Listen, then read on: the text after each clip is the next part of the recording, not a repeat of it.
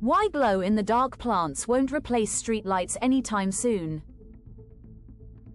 Researchers engineered plants with phosphorescent chemicals, making them glow faintly in the dark for hours.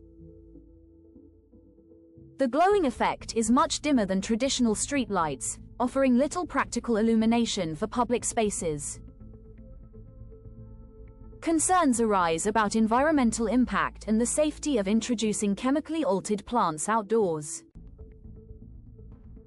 Experts say these glowing plants are more suited for novelty or indoor decoration than city lighting solutions.